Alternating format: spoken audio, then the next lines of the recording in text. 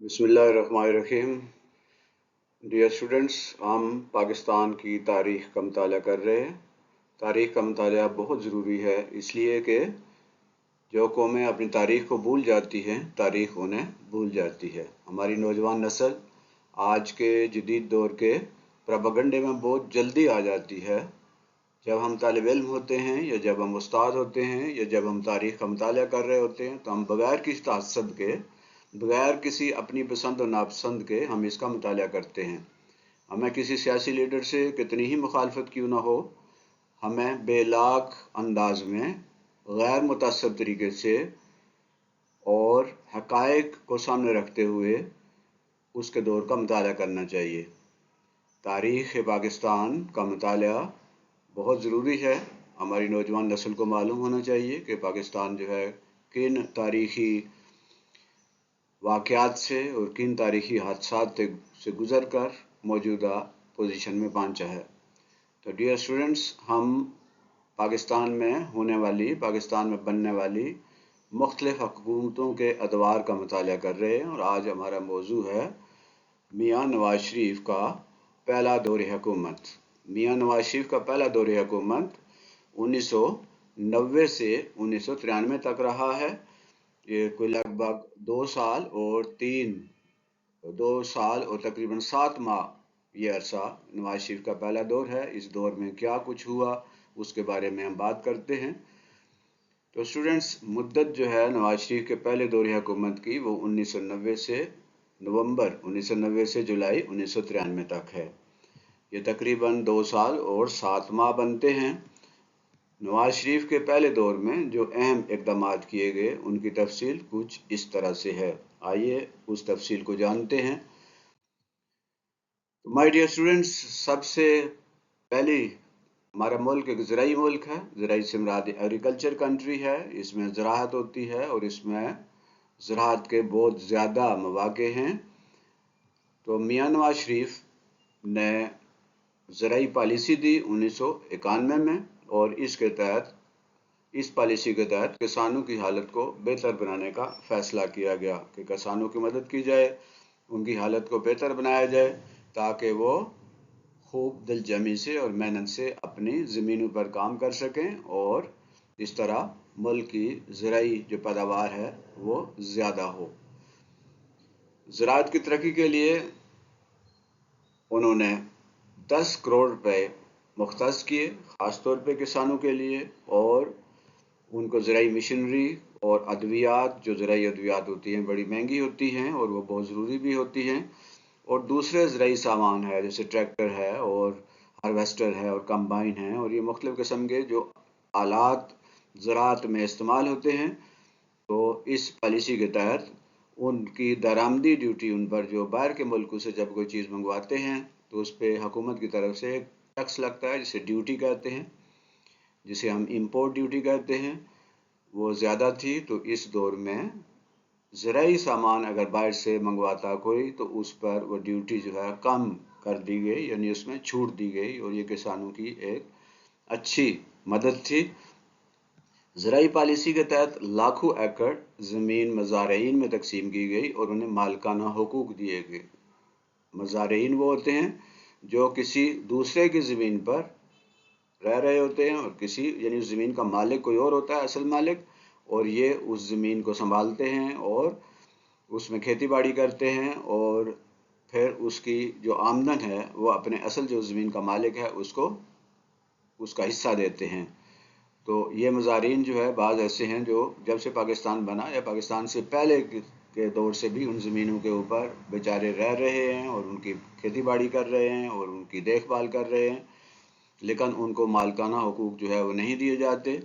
तो ऐसी ज़मीनें जो हैं जिन पर वो एक ख़ास कानून के तहत, ज़राई पॉलिसी के तहत ये फ़ैसला किया गया कि मज़ारीन को जिन ज़मीनों पर वो खेती बाड़ी सदियों से कर रहे हैं उनको उनके मालिकाना हुकूक दिए जाएँ, और उनको मालिकाना हुकूक दिए गए।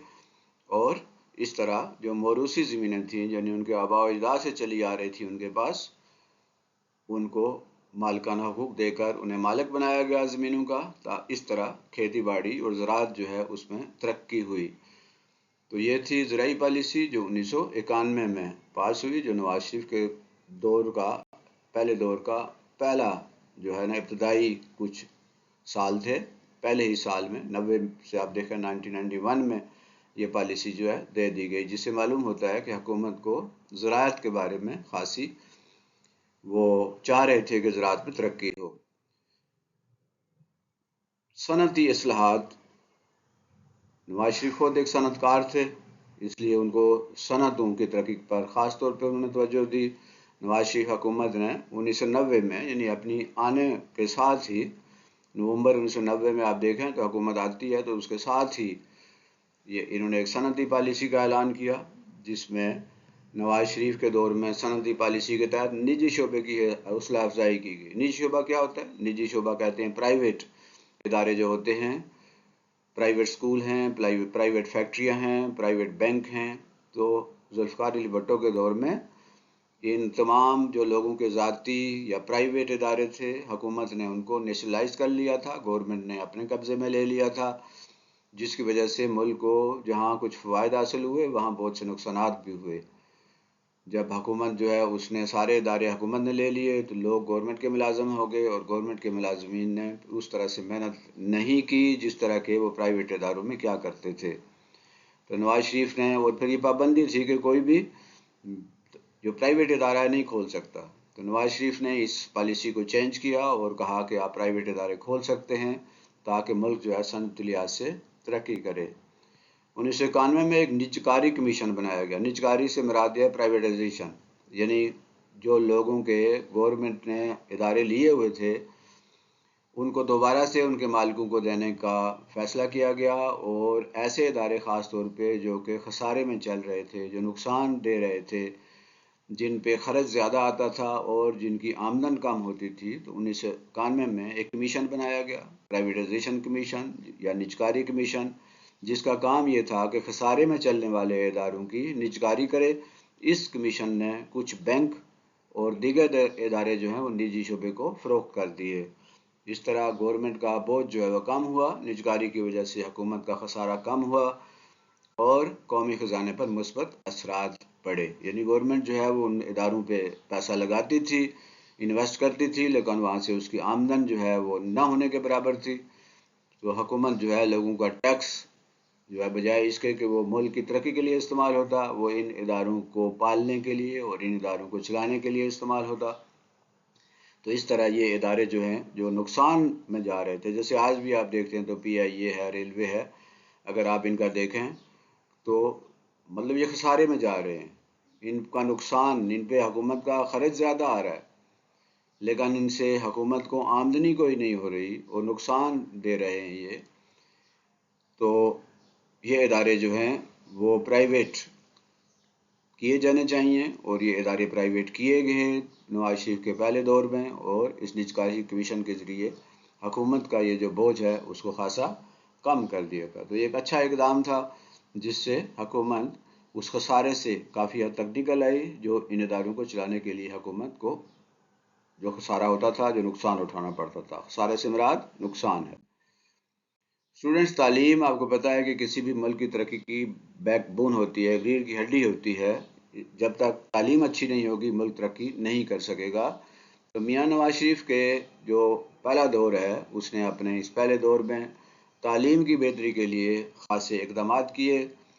1992 میں ایک تعلیمی پالیسی کا انہوں نے اعلان کیا، ایجوکیشنل پالیسی، جس میں انہوں نے ملک میں تعلیم کو فروغ دینے، ادارے کھولنے اور بہت سارے دیگر اقدامات کیے تاکہ ملک کے اندر سے جہالت کا خاتمہ ہو سکے اور ملک تعلیمی لحاظ سے ترقی کر سکے۔ اس دور میں ملک میں نئے تعلیمی ادارے جو ہیں کھولے گئے، بہت سے ادارے کھولے گئے، تعلیمی ادارے تقریباً ملک کے طول و عرض میں بہت سے ہائی اسکول کھولے گئے، بہت سے ہائر سیکنڈری اسکول کھولے گئے، بہت سے پرائمری اسکولوں کو مڈل کیا گیا، مڈل اسکولوں کو ہائی کا درجہ دیا گیا۔ تو یہ دور جو ہے اس میں پہلے پرائیویٹ ادارے کھولنے کی اجازت نہیں تھی، تو اس دور میں تعلیمی ادارے جو ہیں پرائیویٹ تعلیمی ادارے کھولنے کی بھی اجازت دی گئی۔ تعلیمی ادارے جو خاص طور پہ گورنمنٹ کے جو تعلیمی ادارے تھے ان کی عمارتیں بڑی ہی خستہ حال تھی، ان کو بہتر کرنے کے لیے فنڈ دیے گئے اور ان کی عمارات کو بہتر کرنے پر توجہ دی گئی۔ اس دور میں لاکھوں اساتذہ کی تربیت کا انتظام کیا گیا۔ ٹیچر جو ہیں نا وہ تعلیمی اداروں کو چلانے کے لیے بہت ضروری ہوتے ہیں۔ تربیت یافتہ اساتذہ جو ہیں وہی ایک بہتر تعلیم دے سکتے ہیں۔ تو اس دور میں ٹیچرز ٹریننگ کا انتظام کیا گیا اور لاکھوں جو ٹیچرز ہیں ان کو ٹیچرز ٹریننگ دی گئی، جس سے تعلیمی معیار بہتر ہوا۔ تو اسٹوڈنٹس، صحت بھی بہت ضروری ہوتی ہے۔ اگر آپ کی صحت ٹھیک ہوگی تبھی آپ سارے کام کر سکتے ہیں۔ تو صحت کے معاملات میں اس دور میں بھی خاصا کام ہوا۔ میاں نواز شریف کے دور میں صحت پر خاص طور پہ توجہ دی گئی۔ سرکاری ہسپتال جو تھے ان کا معیار بہتر بنایا گیا، ان کی حالت کو اچھا کیا گیا۔ بہت سا طبی عملہ یعنی میڈیکل سٹاف جو ہے اس کو بھرتی کیا گیا، اس میں ڈاکٹر بھی تھے، اس میں پیرا میڈیکل سٹاف بھی تھا، اس میں نرسز اور دیگر جو عملہ تھا اس کو سرکاری ہسپتالوں میں ان کو اپائنٹ کیا گیا، ان کی بھرتی کی گئی۔ نجی شعبے میں ہسپتال کھولنے کی اجازت دی گئی کہ پرائیویٹ ہاسپٹل جو ہیں کھول سکتے ہیں، اس سے پہلے یہ اجازت نہیں تھی۔ دیہاتی علاقوں میں بھی صحت کے مراکز جیسے رورل ہیلتھ سینٹر وغیرہ کھولے گئے اور اس طرح دور دراز علاقوں تک بھی یہ صحت کی سہولیات جو ہیں فراہم کی گئی، وہاں تک پہنچیں اور اس طرح صحت کے معاملات پر بھی اس دور میں خاصی توجہ دی گئی۔ معاشرتی اصلاح، معاشرے میں اصلاح کے لیے، معاشرے کی ترقی کے لیے، لوگوں کی بہتری کے لیے بھی اقدامات کیے گئے۔ نواز شریف حکومت نے 1992 میں ایک صدارتی آرڈیننس کے ذریعے بیت المال کا محکمہ قائم کیا۔ صدارتی آرڈیننس ہوتا ہے، صدارتی حکم ہوتا ہے، صدر ایک حکم دیتا ہے۔ عام طور پہ جو فیصلے ہوتے ہیں وہ تو پارلیمنٹ سے ہوتے ہیں، قومی اسمبلی جو ہے وہ قانون پاس کرتی ہے، کوئی بل پاس کرتی ہے، لیکن اگر قومی اسمبلی کا اجلاس نہ ہو رہا ہو اور فوری طور پہ کسی قانون کی ضرورت پڑے تو اس کے لیے صدر جو ہے وہ ایک آرڈیننس جاری کر سکتا ہے۔ تو نواز شریف حکومت میں جو صدر ہے اس نے ایک آرڈیننس جاری کیا، اس آرڈیننس کے ذریعے بیت المال جو ہے کا محکمہ قائم کیا۔ بیت المال کا مطلب ہے جہاں پر لوگوں کی زکوٰۃ اور صدقات اور دوسرے پیسے جو ہیں وہ وہاں جمع ہوتے ہیں اور اس سے غریبوں کی مدد کی جاتی ہے۔ تو غریب لوگوں کی مالی مدد کے لیے یہ بیت المال کا محکمہ جو ہے وہ قائم کیا گیا۔ کارخانوں اور صنعتوں میں کام کرنے والے مزدوروں اور کارکنوں کی بیماری اور حادثات کی صورت میں ان کی مالی مدد کے لیے اسپتال بنائے گئے۔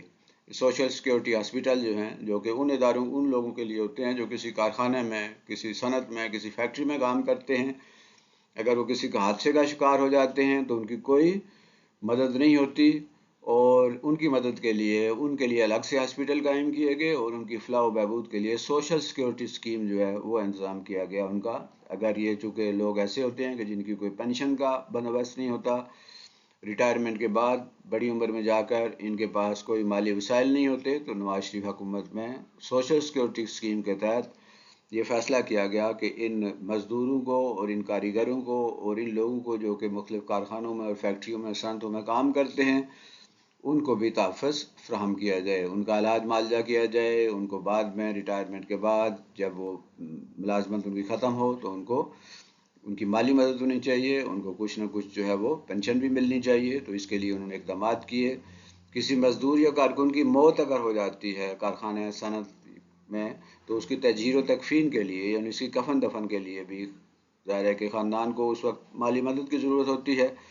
تو اس مشکل وقت میں اس فیملی کی جس کا ایک فرد جو ہے کمانے والا فرد وہ کسی صنعت میں یا کارخانے یا کسی فیکٹری میں کام کرتے ہوئے اگر مر جاتا ہے، حادثے کا شکار ہو جاتا ہے یا معذور ہو جاتا ہے، تو پھر ایسے فرد کے لیے حکومت نے یہ فیصلہ کیا کہ اس کا علاج کیا جائے گا اور اس کے اگر وہ فوت ہو جاتا ہے تو اس کی تجہیز و تکفین کے جتنے اخراجات ہیں وہ حکومت کی طرف سے یا سوشل سیکیورٹی اسکیم کے تحت جو ہے ان کا یہ خرچہ جو ہے ادا کیا جائے گا اور خاندان پر مالی بوجھ نہیں ڈالا جائے گا۔ اگر کوئی معذور ہو جاتا ہے اور کام نہیں کر پاتا تو اس کی بھی مالی مدد کی جائے اور اس کو باقاعدہ جو ہے اس کی مالی مدد کی جائے تاکہ وہ خود بھی اور اس کا خاندان بھی ایک اچھی زندگی گزار سکے۔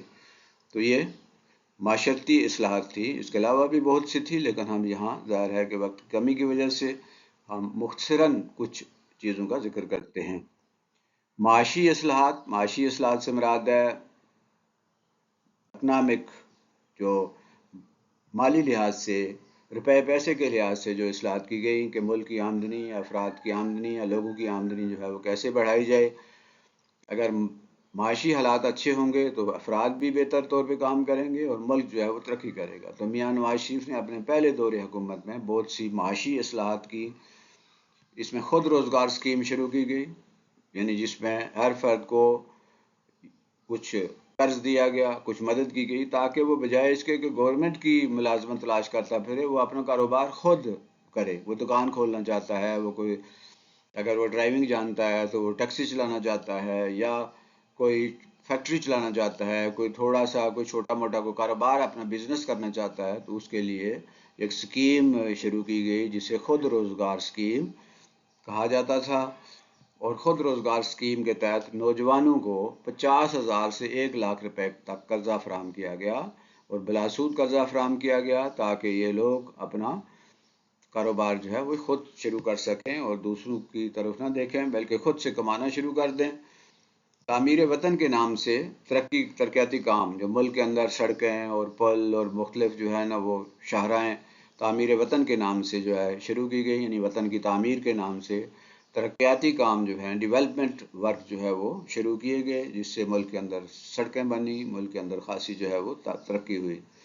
मोटर वे जो है नवाज शरीफ का एक बहुत बड़ा मंसूबा था। आज हम देखते हैं तो पूरे मुल्क में मोटर वे का एक नेटवर्क जो है एक जाल फैल चुका है, सड़कें जो हैं बेहतर हुई हैं। तो नवाज शरीफ का ये एक आइडिया था जिसमें मोटर वे जो है एक बड़ा मंसूबा था, बहुत बड़े खर्चे वाला मंसूबा था, लेकिन ये बहुत ज़रूरी था। उसके लिए एक तो ये है कि हमारी अफ़गानिस्तान और दूसरी जो ममालिक हैं जिनके पास समुंदर नहीं है, वहाँ तक रसाई जो है वो पाकिस्तान के ज़रिए ही मुमकिन है। तो मोटर वे का एक मकसद ये भी था कि उन ममालिक जो हैं उन तक सामान, जब कराची और गवादर की जो सी पोर्ट्स हैं वहाँ सामान आएगा और जब उन मुल्कों तक जाएगा तो रास्ते जो हैं उन्हें अच्छे रास्ते चाहिए, उसके लिए मोटर वे बनाए गए। इससे पाकिस्तान को आमदनी जो है मुतवक्किल थी। तो ये मोटर वे जो है इसने बहुत आसानियाँ पैदा कर दी, फासले कम कर दिए, एक शहर से दूसरे शहर में जाने के जो वक्त लगता था वो कम हो गया। तो ये मोटर वे का मंसूबा नवाज शरीफ दौर में शुरू हुआ और ये अभी तक जारी है। तो स्टूडेंट्स, इंतज़ामी इस्लाहात के बारे में भी इस दौर में खासा काम हुआ। इसमें जो दरिया सिंध है उसके एक वाहिद दरिया है जो पूरे मुल्क चारों सूबों में से गुज़रता है। इसके पानी पर, इसकी पानी की तकसीम पर सूबे जो थे उनके दरमियान कोई ख़ास एक इंतज़ाम नहीं था, जिसकी वजह से सूबे जो हैं वो आपस में उनका झगड़ा रहता था। एक कहता था कि मेरा पानी जो है फ़लाँ सूबे ने ले लिया है, दूसरा कहता था उसने ले लिया है। तो इस तनाज़े को, इस झगड़े को ख़त्म करने के लिए पाकिस्तान के चारों सूबों के दरमियान दरिया सिंध के पानी की तकसीम का ये तनाज़ा जो है जो चल रहा था, हुकूमत की कोशिशों से चारों सूबों के दरमियान एक माहिदा तय हुआ और ये तय हुआ कि किस सूबे को कितना पानी जो है वो मिलेगा। और इस तरह ये नवाज शरीफ के दौर की एक बड़ी अचीवमेंट थी कि जिसमें पानी की तकसीम का एक फार्मूला बनाया गया और ये फार्मूला, उसी फार्मूले के तहत आज भी मुख्तलिफ सूबे जो हैं वो पानी लेते हैं। तो नवाज शरीफ के पहले दौर में कौमी मालियाती अवार्ड जो है उसमें भी सूबों को हिस्सा दिया गया। कौमी मालियाती अवार्ड एक ऐसा अवार्ड होता है, एक ऐसा इदारा है कि जिसके पास फंड्स होते हैं, जिसके पास माशी वसाइल होते हैं। तो नवाज शरीफ दौर में इसमें जो हमारे कौमी माली अवार्ड है, अगरचे कि कौमी था, मरकज़ के लिए था, लेकिन नवाज शरीफ दौर में ये फैसला हुआ कि इसमें सूबों को भी हिस्सा जो है वो दिया जाए। आइनी इस्लाहात, आइन जो है आपको मालूम है कि पाकिस्तान का आइन वो होता है जिसके तहत मुल्क के इदारे चलते हैं। जितने भी इदारे होते हैं वो आइन के तहत चलते हैं, जिसे इंग्लिश में कॉन्स्टिट्यूशन कहते हैं।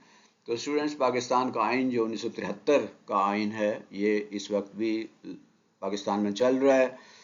आपको मालूम है कि सबसे पहला आइन जो बना था पाकिस्तान का वो 1956 में बना था, फिर 1962 का आइन था और फिर उसके बाद 1973 में पार्लिमानी तर्ज हुकूमत का जो आइन है, पार्लिमानी आइन बना है 1973 में। तो इस में कुछ तब्दीलियाँ की गई थी। तो पाकिस्तान के आइन में नवाज शरीफ के पहले दौर से कबल 11 तरामीम हो चुकी थी। तरामीम होती हैं कि जब किसी चीज़ की ज़रूरत होती है तो आइन में तब्दीली की जाती है और वह ख़ास आम یعنی ایک اسمبلی نہیں کر سکتی، بلکہ اس کا ایک خاص طریقہ کار ہے جو 73 کے آئین میں ہم اس پہ بحث کر چکے ہیں کہ کسی بھی ملک کے آئین میں ترمیم کیسے ہوتی ہے، تبدیلی کیسے ہوتی ہے۔ تو یہ مشکل کام ہوتا ہے اور اس کے لیے ایک بھاری اکثریت کی ضرورت ہوتی ہے۔ تو پاکستان کے آئین میں نواز شریف دور سے پہلے 11 ترامیم ہو چکی تھی، تو اس آئین میں نواز شریف کے دور میں 73 کے آئین میں 12ویں ترمیم جو ہے کی گئی، اور یہ 12ویں ترمیم کیا تھی؟ 12ویں ترمیم کے تحت شک جو تھی، جو 212 میں 212 بے کا یعنی 212 بی کا اضافہ کیا گیا، جس کے تحت سنگین جرائم، یعنی وہ جرائم جو بہت سنگین تھے، بہت خطرناک قسم کے تھے، ان کے لیے چونکہ عام عدالتوں میں بہت زیادہ وقت لگتا تھا، تو یہ سنگین جرائم کا فیصلہ جلدی کرنے کے لیے الگ سے عدالتیں جو ہیں قائم کی گئی، یعنی 12ویں آئینی ترمیم کی گئی۔ اس کے علاوہ کچھ ججوں کی تنخواہوں اور پنشنوں کے بارے میں بھی اس ترمیم میں کچھ ذکر کیا گیا ہے۔ تو یہ آئین میں 12ویں ترمیم کی گئی جو کہ نواز شریف کے دور میں ہوئی۔ خارجہ پالیسی سے مراد ہے کہ ہم دوسرے ملکوں کے ساتھ ہمارے تعلقات کیسے ہونے چاہیے۔ ظاہر یہ بہت مشکل ایریا ہے کہ جس میں ہم دنیا کے مختلف ملکوں کے ساتھ تعلقات ہمیں رکھنے پڑتے ہیں، اور اپنے ملک کی جو پوزیشن ہے وہ بھی بچانا پڑتی ہے۔ ملک کے اندر جو مختلف لڑائیاں ہوتی ہیں، دنیا کے اندر جو مختلف لڑائیاں ہوتی ہیں، جو مختلف فساد ہوتے ہیں، جو مختلف جھگڑے ہوتے ہیں، تو اگر ملک سمجھداری سے ان جھگڑوں میں اپنا کردار ادا نہ کرے اور ان جھگڑوں میں ملوث ہو جائے تو ملک کو بڑا نقصان ہوتا ہے۔ تو نواز شریف کے دور میں جو خارجہ پالیسی تھی وہ خاصے ایک مشکل دور سے گزر رہی تھی، تو نواز شریف حکومت نے اپنی خارجہ پالیسی میں کئی مثبت تبدیلیاں کی۔ افغانستان میں قیام امن، اس دور میں افغانستان میں جو ہے مختلف جو گروہ تھے آپس میں لڑ رہے تھے، طالبان تھے اور شمالی اتحاد کے، اور مختلف جو گروہ تھے وہ آپس میں ان کی لڑائی ہو رہی تھی، آپس میں لڑ رہے تھے۔ تو افغانستان میں امن، یہ افغانستان جو ہے ادارے پاکستان ہے، اور اس کے ساتھ یہ افغانستان جو ہے اس میں مختلف گروہ آپس میں لڑ رہے تھے۔ ہمارا قریبی مغربی ہمسایہ ہے افغانستان، تو اس دور میں یہ کوشش کی گئی کہ مختلف جو گروہ ہیں آپس میں لڑ رہے ہیں ان کے درمیان صلح کروائی جائے۔ تو نواز شریف کی حکومت نے افغانستان میں مختلف جو متحارب گروہ تھے جو آپس میں لڑ رہے تھے ان کے درمیان صلح کروانے کے لیے تقدم کی، اور خاصی اس میں کامیابی بھی ہوئی۔ اسی دوران آپ کو معلوم ہے کہ بابری مسجد تو انڈیا میں، ہندوستان میں، بھارت میں جو بابری مسجد کا جھگڑا شروع ہوا، ہندوؤں نے، جو متعصب ہندو ہیں، انہوں نے یہ کہنا شروع کر دیا کہ بابری مسجد جو ہے جہاں بنی ہوئی ہے یہاں پہلے مندر تھا، یعنی یہ جو مسجد ہے یہ صدیوں پرانی تھی، ظاہر الدین بابر کے دور کی مسجد ہے، اور اس کوئی یہاں پر اسی طرح کا کوئی مندر یہاں نہیں تھا، لیکن ہندو متعصب ہندو جو یہ پروپیگنڈا کرنا شروع ہو گئے کہ جی یہاں تو مندر تھا، لہٰذا ہم ایک بابری مسجد کو گرائیں گے اور اس کی جگہ مندر تعمیر کریں گے۔ تو ان بلوائیوں نے اس بابری مسجد پہ حملہ کیا اور اسے شہید جو ہے وہ کر دیا۔ اس کے علاوہ مسئلہ کشمیر کے حل کے لیے، یہ ظاہر ہے کشمیر اور پاکستان کے درمیان ایک بہت بڑا مسئلہ ہے جسے مسئلہ کشمیر کہتے ہیں۔ کشمیر پاکستان کی شاہ رگ ہے اور پاکستان کا ایک حصہ ہے، وہاں آبادی زیادہ تھی، اس کا علاقہ پاکستان سے ہونا چاہیے تھا، لیکن سازش کے تحت اس کا علاقہ بھارت سے کر دیا گیا۔ تو یہ مسئلہ کشمیر پاکستان اور ہندوستان کے درمیان ایک مسلسل اور متواتر ایک جھگڑا چلا آ رہا ہے۔ تو نواز شریف حکومت میں اس جھگڑے کو، اس مسئلے کو حل کرنے کی کوشش کی گئی، اور بھارت کو دعوت دی گئی کہ آؤ بیٹھو ہمارے ساتھ اور ہم اس مسئلے کو حل کرتے ہیں، لیکن ہندوستان کی ہٹ درمی کی وجہ سے یہ مسئلہ جو ہے یہ مذاکرات کامیاب نہیں ہو سکے۔ 1992 میں جیسے ہم نے بات کی ہے کہ بھارتی انتہا پسندوں نے بابری مسجد کو منہدم کر دیا، انہوں نے کہا یہ مندر تھا اس کو گرائیں گے اور اس کی جگہ ہم ایک مندر تعمیر کریں گے۔ تو اس سلسلے میں پاکستان نے جو ہے وہ اپنے قومی اسمبلی سے قرارداد پاس کی کہ یہ انتہائی غلط ہے اور یہ درست نہیں ہے، یہ مسجد ہی تھی، یہاں کوئی مندر نہیں تھا، اور کسی کو کوئی حق نہیں پہنچتا کہ وہ اس مسجد کو گرا کر اس کی جگہ مندر قائم کرے۔ تو یہ ایک خاصا مطلب اس میں پاکستان نے اور حکومت نے ایک مثبت کردار ادا کیا۔ یہ سامنے جو آپ کو تصویر نظر آئی ہے یہ صدر صدام حسین کی ہے، یہ آئرن مین جو ہے جو امریکہ کی آنکھوں میں آنکھیں ڈالتا تھا۔ اس کی حکومت کو ختم کرنے کے لیے امریکہ نے سازش کی اور اس میں صدام کی حکومت کو ختم کرنے کے لیے حملہ بھی کر دیا عراق کے اوپر، تاکہ یہ صدر جو ہے اس کی حکومت ختم ہو۔ جیسے آج کل ایران میں حملے ہو رہے ہیں، مقصد یہ ہے کہ وہاں پر جو ایک حکومت ہے ایران کی، جو ایک اسلامی حکومت ہے، اس کو ختم کر دیا جائے۔ تو دنیا میں بہت سے ایسے حادثات اس دور میں پیش آئے، پاکستان کے لیے بہت سی مشکلات پیدا کر سکتے تھے۔ امریکہ نے مشرق وسطیٰ یعنی عراق ہے اور مصر ہے اور یہ علاقہ جو ہے، اس میں امریکہ نے حملے کیے، تو عراق پر بھی اس نے حملہ کیا اور الزام لگایا کہ اس کے پاس بڑے جو ہے نا وہ ایسے ہتھیار ہیں جو دنیا کو نقصان پہنچا سکتے ہیں۔ بعد میں یہ الزام غلط ثابت ہوا، محض الزام پہ انہوں نے اس پہ حملہ کر دیا اور صدر صدام کی حکومت ختم کر دی۔ پاکستان نے اس موقع پر پارٹی بننے کے بجائے نہایت ہوش مندی اور دانش مندی کا مظاہرہ کیا اور اپنے آپ کو اس جھگڑے میں، مسئلے میں الجھنے سے بچائے رکھا۔ تو نواز شریف کی حکومت اپنی خارجہ پالیسی کے محاذ پر کافی حد تک اس مشکل دور میں کامیاب ہوئی، اور ان نازک حالات میں جہاں بڑے بین الاقوامی مسائل جو تھے، اس میں بین الاقوامی سیاسیات میں کسی امریکہ یا روس یا کسی قوت کا ساتھ دینے کے بجائے ان میں الجھنے سے اپنے آپ کو بچایا، اور اس طرح ملک جو ہے وہ کسی بڑے حادثے سے محفوظ رہا۔ عوامی منصوبے پہلے بھی ہم ان کا ذکر کر چکے ہیں، بڑے عوامی منصوبے شروع کیے۔ نواز شریف حکومت نے عوامی فلاح و بہبود کے لیے بہت سے منصوبے شروع کیے، جن میں شامل ہیں تعمیر وطن پروگرام، جس کی ہم پہلے بات کر چکے ہیں، خود روزگار پروگرام جو ہے سیلف امپلائمنٹ پروگرام، اور اس کے بعد موٹر وے پروجیکٹ شروع ہوا، اور یلو کیب اسکیم یعنی پیلی ٹیکسیوں کا حکومت نے قرض پر یہ دی، ٹیکسیاں قسطوں پہ لوگ اپنی یہ یلو کیب پیلی ٹیکسیاں چلاتے تھے اور ان سے جو کماتے تھے اس سے اپنے وہ قرض کی قسط ادا کرتے تھے، جس سے بہت سارے لوگوں کو جو ہے وہ روزگار ملا۔ تو اسٹوڈنٹس، یہ تو تھا نواز شریف کا دور حکومت، لیکن نواز شریف کا دور حکومت جو ہے وہ جلد ہی ختم ہو گیا۔ اب یہ کیسے ختم ہوا، اس پہ ہم بات کرتے ہیں۔ نواز شریف حکومت کا خاتمہ۔ نواز شریف کی حکومت بعض قوتوں کو ہضم نہیں ہوئی۔ حکومت جو ہے چل رہی تھی تو بہت ساری قوتیں اس کے خلاف کام کرنا شروع ہو گئیں، کیونکہ بہت سارے لوگ ایسے ہیں جو ملک کی ترقی نہیں چاہتے۔ تو نواز شریف کی حکومت کو ختم کرنے کے لیے سازشیں شروع کی گئی۔ 18 اپریل 1993 کو صدر اسحاق خان جو پاکستان کے صدر تھے، اور اس 1973 کے آئین میں صدر کو یہ اختیار حاصل تھا، وہ شیک ایک دفعہ جو تھی 58(2)B 58(2)B کے تحت صدر کو اختیار حاصل تھا کہ وہ حکومت کو، اگر وہ دیکھے کہ حکومت ٹھیک طرح کام نہیں کر رہی تو اس کو ختم کر دے۔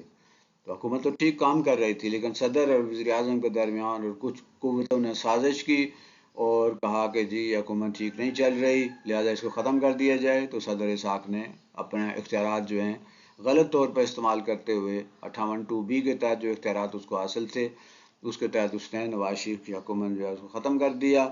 یہ صدر اسحاق صاحب ہیں جنہوں نے نواز شریف کی حکومت کو ختم کیا، اور ان کی جگہ نگران وزیر اعظم جو ہیں، یہ بلخ شیر مزاری جو ہیں، ان کو نگران وزیر اعظم بنایا گیا۔ جب حکومت ختم ہوتی ہے تو عارضی مدت کے لیے 3 ماہ کے لیے ایک نگران حکومت قائم کی جاتی ہے، تو صدر نے بلخ شیر مزاری جو ہے اس کو نگران وزیر اعظم بنا دیا 18 اپریل 1993 کو۔ لیکن مسلم لیگ جو ہے جس کی حکومت تھی، وہ چلی گئی کورٹ میں، سپریم کورٹ میں۔ تو صدر اسحاق کے فیصلے کے خلاف مسلم لیگ کے صدر نے سپریم کورٹ میں اپیل دائر کی، جس پر سپریم کورٹ نے صدر کے فیصلے کو کل عدم قرار دے دیا۔ انہوں نے کہا یہ غلط طریقے سے حکومت ختم کی گئی ہے۔ سپریم کورٹ نے جو ہے نواز شریف کی حکومت کو بحال کر دیا، اور اس طرح نواز شریف جو ہے دوبارہ اقتدار میں آ گئے، لیکن یہ زیادہ عرصہ یہ کام نہیں چل سکا۔ تو سپریم کورٹ کے فیصلے کے باوجود صدر اسحاق اور نواز شریف کے درمیان اختلافات قائم رہے، اور وہ جو قوتیں جو نواز شریف کے خلاف کام کر رہی تھی وہ پوری طرح فعال رہی۔ انہوں نے پوری سازشیں کی، جس کے نتیجے میں جولائی 1993 میں وزیر اعظم نواز شریف جو ہے انہوں نے اپنے عہدے سے استعفیٰ دے دیا، اور اس کے بعد جو ہے صدر اسحاق جو تھے غلام اسحاق خان، ان کو بھی استعفیٰ دینا پڑا۔ تو حکومت اور صدر کے درمیان شدید اختلافات کی وجہ سے غلام اسحاق خان کو بھی صدر کے عہدے سے ہٹنا پڑا، استعفیٰ دینا پڑا، اور پھر جیسا کہ ہوتا ہے ایک نئے نگران وزیر اعظم جو ہے اس کی تلاش شروع ہو گئی، اور یہ محترم جو ہے جن کا نام معین قریشی ہے، یہ امریکہ سے ان کو منگوایا گیا، کوئی پاکستان میں ان کو جانتا تک نہیں تھا، اور ان کو نے ان کو بلایا، اور پھر نواز شریف کے مستعفی ہونے کے بعد امریکہ سے یہ غیر معروف شخص جو ہے اس کو بلا کر وزیر اعظم بنا دیا گیا، اور ان صاحب کا نام معین قریشی ہے۔ تو اس طرح جو ہے نواز شریف کا دور حکومت ختم ہوا۔ اس کے بعد ہم انشاءاللہ بات کریں گے اگلے دور کی۔ تو اللہ حافظ۔